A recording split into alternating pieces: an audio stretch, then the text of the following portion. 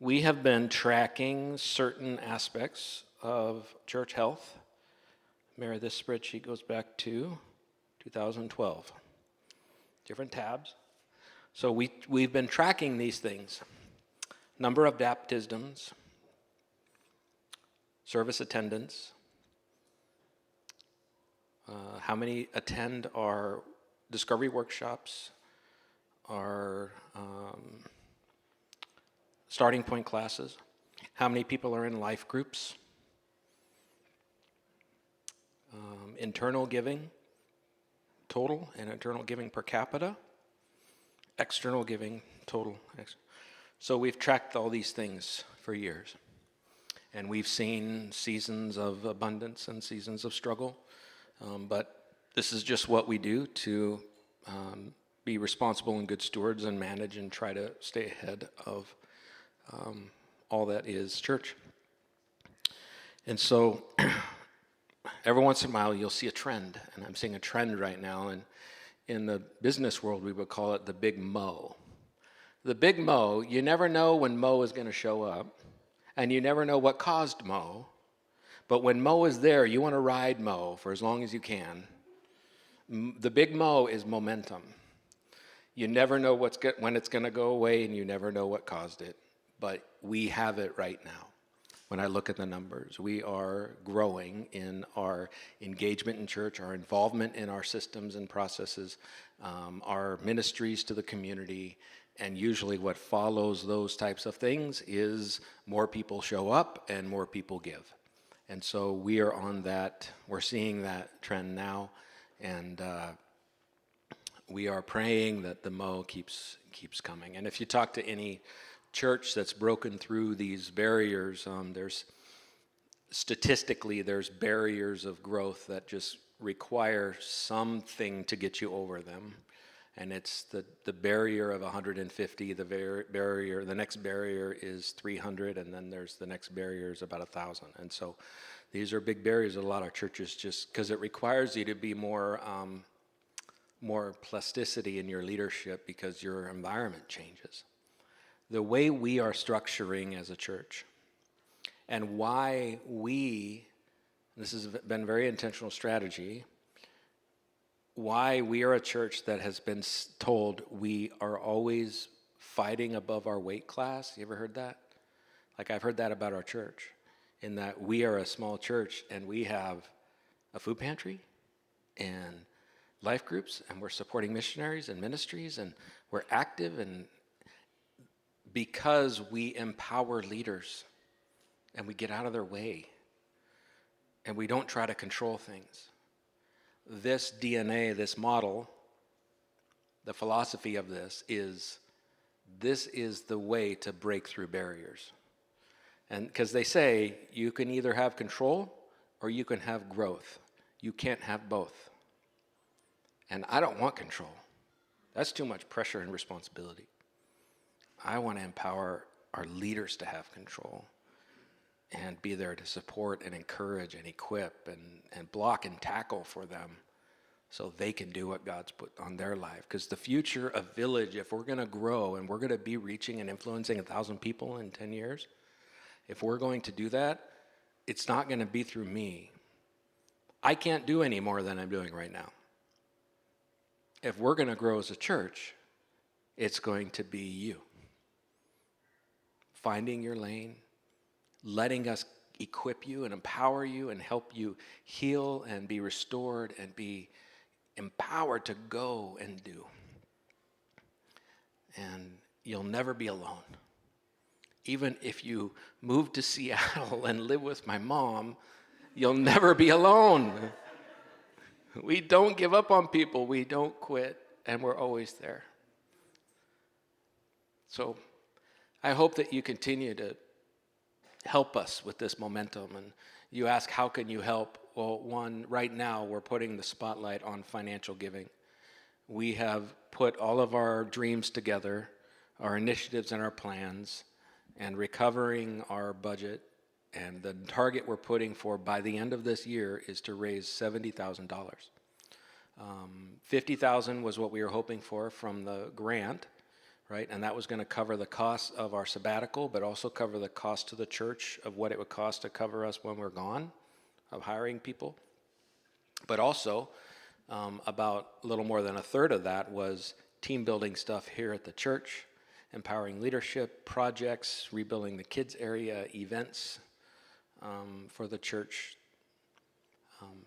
So we still think that's important, and we can do that for less than $50,000. But we also want to recover and just put out there saying we don't like not having a rainy day fund. The good news is we're not in debt. We own the building outright. The church doesn't have a credit card. So we are operating, I think, in good stewardship, great responsibility. We have transparency in our finances.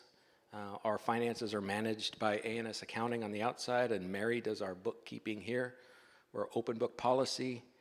I love how we're structured. It's healthy. It's good. And this is the type of structure, I think, that can really grow beyond those barriers. So our job is to continually be inviting people to come and be part of our church. That's the second way you can help.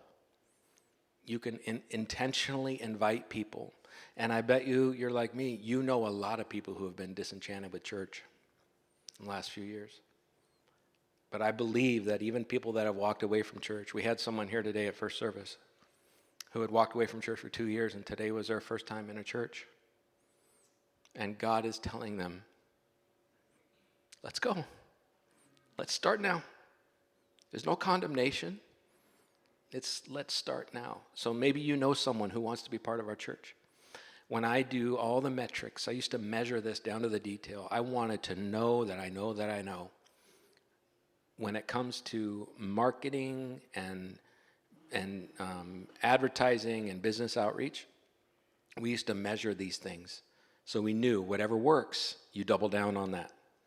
And you just do what works. When I would do that and I would measure what is causing our growth, you would look at direct mailers, door-to-door, social media advertising, digital advertising, map-based advertising, GPS-based advertising. It would all be about the same. And then personal invitation was 20 times more effective than any advertising I can do. So that's a way you can help. The way our model is worked for Village Church to be healthy with our current staff models and our current expenses, and this is just using national trends. This isn't just us, but this is just speculation and national trends. We need to be a church that's regularly seeing about 150 people in attendance on a Sunday. If we are averaging that and then the averages play out, we would have the income to be able to bring our staff right now. All of our staff is either hourly or paid 3/4 time. We'd be able to bring all of our staff to full-time pay. And we'd be able to continue to give to the ministries we give, and we'd be able to be regularly contributing to our fund that will help us grow. Like the food pantry needed a freezer or a refrigerator. Your giving had built up about $2,100 in the food pantry fund. We were able to buy a refrigerator, but that means we have $100 in the food pantry fund. So we need to continually be contributing to that and adding to that, right? So that's an example. That just gives you an idea of a healthy village like that is where we're going, and we're not there yet. And how can you help? You can financially give. You can participate in our culture and environment where you can help lead. We need leaders, we need prayers, we need givers, and we need inviters. And that will help us grow. As I said before, our mission field, the way I view it, is this radius of Adair Village, right? 1,800-ish people. And if you go out a little further to the kind of outskirts that aren't part of any town, but we're the closest, we're about 4,000 people. But I also look at your radius and your home, because some of you don't live in Adair Village. So when I pray, I actually have looked up your address and pray for your neighborhood, because you are to be a light in your neighborhood. And if I'm equipping you, if we as a church are equipping you, you are looking at your neighbors as a mission field. And if it makes sense in your relationship, you can invite them to church so your church body can help you share the love of Jesus with them. So those are very direct, succinct ways that you can help. Okay. Does anybody have any questions?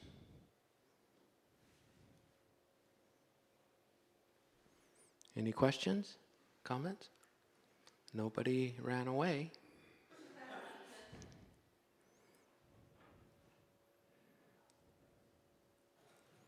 Our goal here that we hope for every day is that the people that come here feel and know that they belong here, that they're welcome, that they're at home.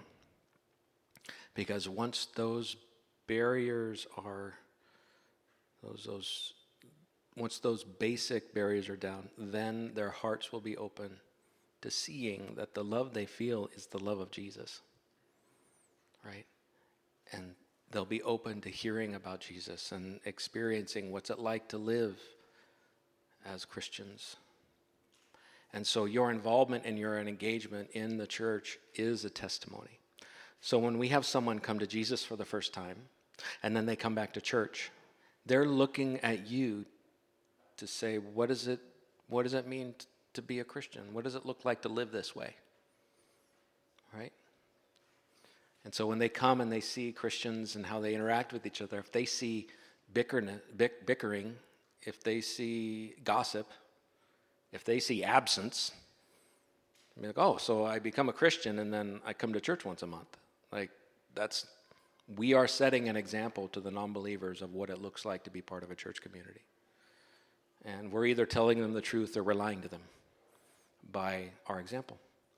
That's another way that we can help.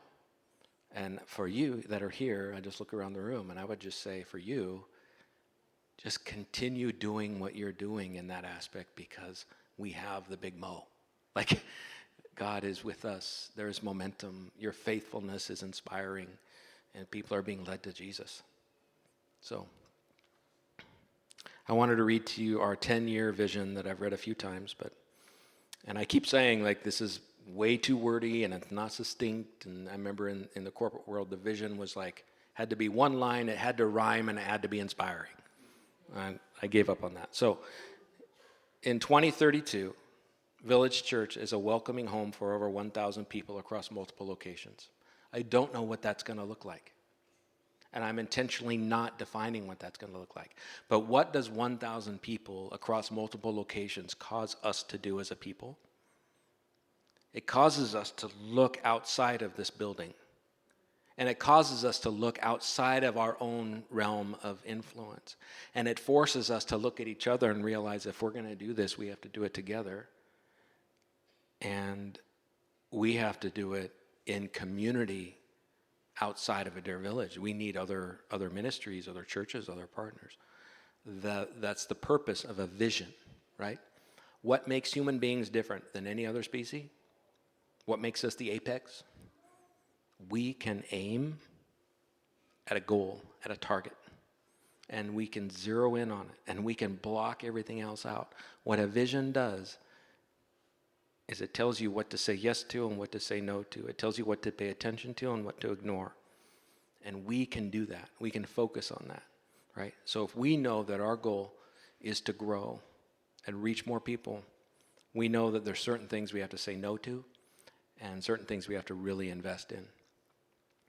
And if we don't become healthy as an entity, it's going to be more difficult for us to do this goal. So this vision. So the hope is that we reach that critical mass, they call it, as a church. So 1,000 people, and we want to acknowledge that they're all at different stages of seeking Jesus and growing in the grace of the gospel. I put that there because we have to put down any type of speculation or any type of judgment that says people have to be a certain way before we will share the love of Jesus with them. That has to die. I think in the whole church in the world, that needs to die. That is killing mission. To say we have to agree on everything and you have to act a certain way and be a certain way and in order to be loved and accepted. That has to die. If we humbly just say, hey, we're all broken at different stages and phases, and we're going to love each other through it and be committed, because the way I'm broken might really tick you off, but you're called to stick with me and bear with me. Pray for me.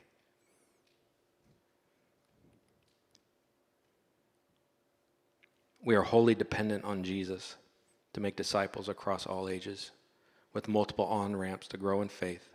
In our systems, we'll see 50 baptisms year over year. It is Jesus who does this conversion. Our job is to love people. So we're wholly dependent on Jesus as we make disciples. That means that we're not a Jesus plus church, we're a Jesus only. And that means that we love people. We give them different on-ramps. We don't look at Sunday morning as the only on-ramp to discipleship. We want life group leaders, life group hosts, team leaders, ministries, outreach, for people to experience the love of Jesus in community. Sunday morning it's not all about Sunday morning. So that's why that's there. We want to be a safe place for the broken and suffering to come and receive hope and excellent care as we rejoice for those who rejoice and mourn for those who mourn. We don't get to pick the way people are broken when they come to us. We get to love them no matter what shape they're in when they show up. And we need to be a safe place for people to come. That means our judgment and our condemnation needs to die. Our discomfort with people's brokenness needs to go away. That's what love does. The mark of a villager is someone who's being equipped and sent to make disciples in their home, neighbors, in our city, and into the world. That's a call to us staff. What do? We equip people to make disciples in their life, because we're all called to make disciples. And Ephesians 4 says God has given the leaders to a church to equip people to make disciples. Sometimes that means helping you heal from your brokenness and your trauma. Sometimes that means breathing confidence in you that may have been taken away by somebody. Sometimes that means helping you forgive and confront difficult things, and discipling and mentoring and coaching you through difficult life things. Maybe you've made mistakes in the past that you can't see overcoming. Our job is to equip you and empower you to overcome those things with the truth of the love of Jesus in every way we can. That's what it means to be a villager, is that is happening to you. You are being equipped to overcome. Driven by an embodied culture of discipleship, compassion, and evangelism, Village will be planting and revitalizing 10 churches annually and be sending missionaries to 4 continents. This is just putting a number and a dream to lift our eyes outside of higher on the horizon than we are looking now. And part of my conviction and my equipping and my calling is to help other pastors and help other churches. And I'm privileged to be coaching other churches and other leadership teams in other churches right now. And it's hard work. It's hard work. But we aren't the only church that matters. And if we can partner with another church that needs us, we will. And when we talk about sending missionaries across the world, our hope and dream and my prayer and where I'm looking for missionaries, I'm not calling missions organizations. I'm looking at you and the people you know and bring who may have a calling to missions. And we want to equip and empower them and send them. Churches too. We are raising up ministry leaders. We have a preaching team that you're going to see this fall or this winter of people who are spending hours with me right now being equipped as we prepare their sermons, and we're having a preaching team. Boy, wouldn't it be neat if some of these preachers became church planters that we got to send, you know? What if we had so many people in Adair Village, we had to start Village Church North in Adair Village, and then Village Church South in Adair Village? How cool would that be? The vision is that we're financially vibrant. I want to, with a healthy balance sheet through wise investment, shrewd budgeting, and we embody radical generosity to our partner ministries as we share in the spirit of generosity God has shown us. God is a God of abundance. And our dreams and our plans and our vision count on His provision. It doesn't make sense to me to create a vision and a dream that counts on poverty from God. Doesn't make sense to me to do that. So we're dreaming big and we're hoping big. We're planning big. Because God is a God of abundance. The daily life of a villager is marked by encouragement, inspiration, restoration, and hope through spiritual rhythms, prayer, and communion. This is like, how do we get to this spiritual maturity as a people where this type of stuff is happening?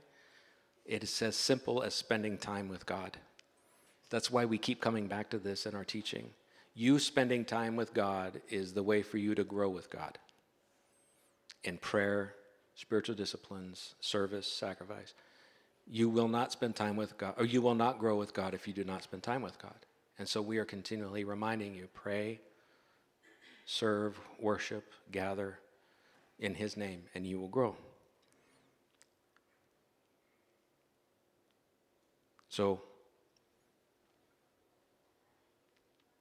a healthy, vibrant culture that equips people to make disciples in their homes, in their workplace, and in their community. As we are creating a kingdom legacy for generations to come. You and I aren't going to be here forever. And what are our children going to inherit? We decide that. What kind of culture are our children going to inherit? We get to decide that. And we get to empower and equip our children today to take ownership of this church. You know? We talked about at once hiring a pastor to be called the pastor of next generation. Because the next generation is coming, is what they said. And I said, the next generation is here. This is their church as much as it's ours. They are us. They belong here. They get to serve here. They get to lead here. They get to be equipped here. This is their church too. So we invest in families and children. We take opportunity to disciple and mentor and teach and involve them in the process, and we give them dignity and honor in doing that. So, what do?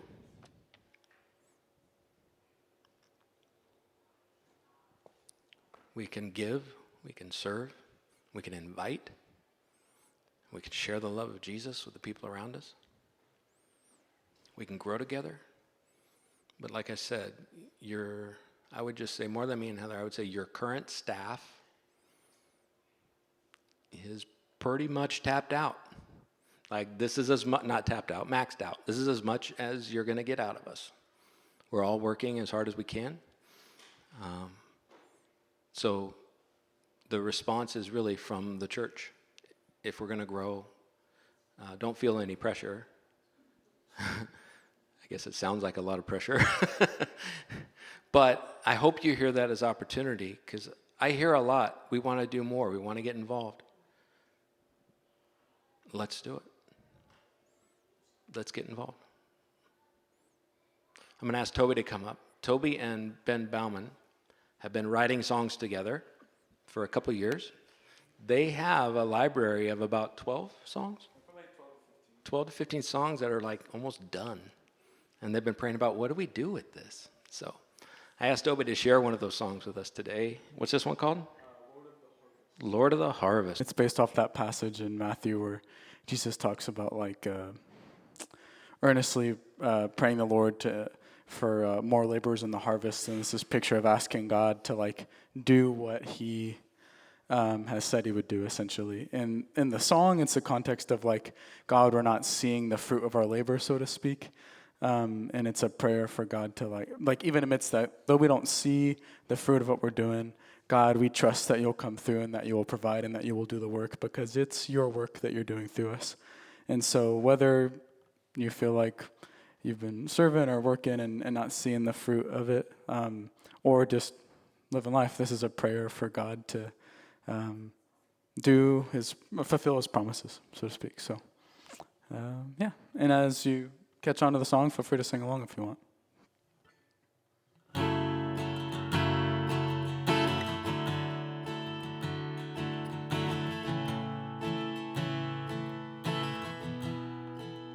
Here we are longing for rescue, still hoping in your word.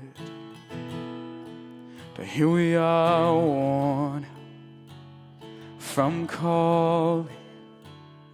We want to see you move. It's been a long time, and we're working. Where is the breakthrough? It's been a long time. You've spoken. We trust you'll follow through.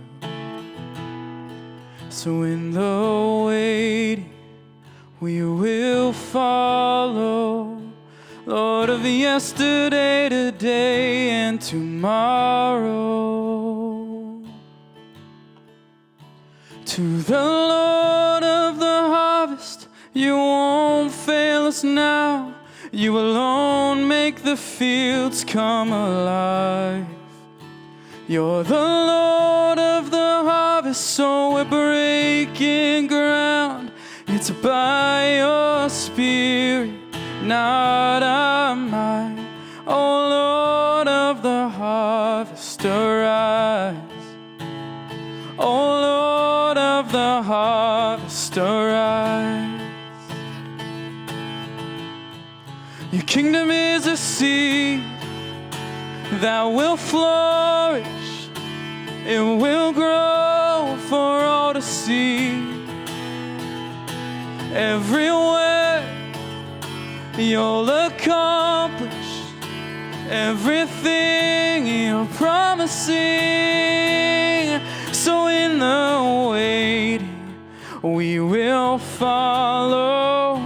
Lord of yesterday, today, and tomorrow. To the Lord of the harvest, you won't fail us now. You alone make the fields come alive. You're the Lord of the harvest, so we're breaking ground. It's by your Spirit, not our might. Oh Lord of the harvest, arise. Oh Lord of the harvest, arise. When we can't feel you, when we can't see you, we'll wait. We know you are working, so we'll keep on serving and wait. We know you are faithful, we trust you are able, we'll wait. Yes, you'll do what you promised, bring your blessing down on us, we wait. Yes, we wait for the Lord of the harvest. You won't fail us now. You alone make the fields come alive. You're the Lord of the harvest, so we're breaking ground. It's by your Spirit, not our might. Oh Lord of the harvest, arise. Oh Lord of the harvest, arise. Oh Lord of the harvest, arise. Oh Lord of the harvest, arise. Amen.